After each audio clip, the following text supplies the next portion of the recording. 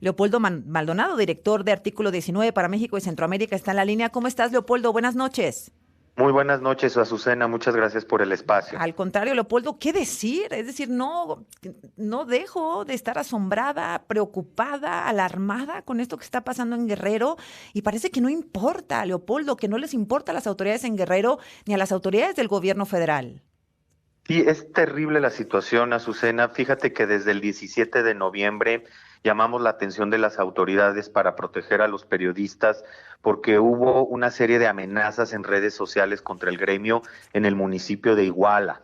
2 días después secuestran a Marco, a su esposa y a su hija, Marco Toledo, a su hijo, Marco Toledo, que su hijo Alberto todavía está cautivo y se desconoce su paradero. 3 días después, el 22 de noviembre, secuestran a otros 2 periodistas. Y ahora tenemos este ataque masivo, como bien dice Javier, que no se había presentado, es inédito, a 4 periodistas que vienen de realizar una cobertura. El mensaje es clarísimo.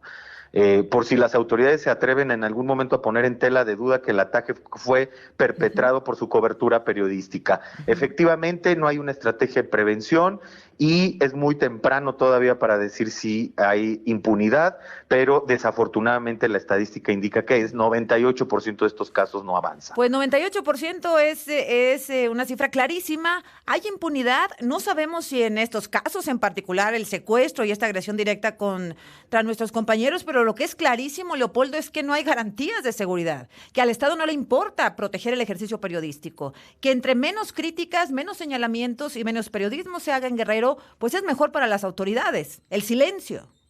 Efectivamente, siempre hay que analizar quién se beneficia de la censura, porque lo más fácil es imputarle estos ataques al crimen organizado, pero siempre desde Artículo 19 hemos dicho organizado con quién o con quiénes también, porque no pueden operar a sus anchas si no es en colusión con las autoridades. Recordemos que Guerrero es uno de los 5 estados más violentos del que tengamos registro del 2009 a la fecha.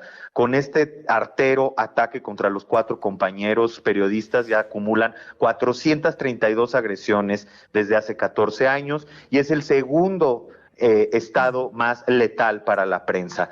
Esto es un indicador de que algo se tiene que hacer. Ya basta de tener los diagnósticos en sus manos y no tomar cartas en el asunto. ¿Pero hacer qué, Leopoldo? Es decir, cada vez crece más el número de compañeros agredidos, asesinados, los que viven o vivimos bajo amenaza. ¿Hacer qué, Leopoldo? ¿Y quién?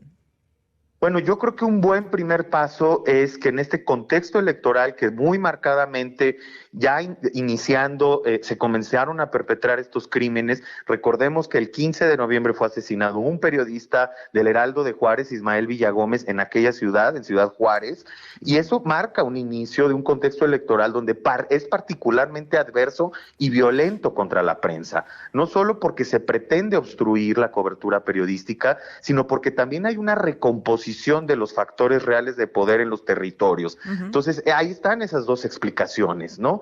Donde se renuevan los pactos criminales, pero también los actores políticos son intolerantes a la crítica. El gen de la intolerancia es el origen de muchas cosas en este país. Vaya que lo son.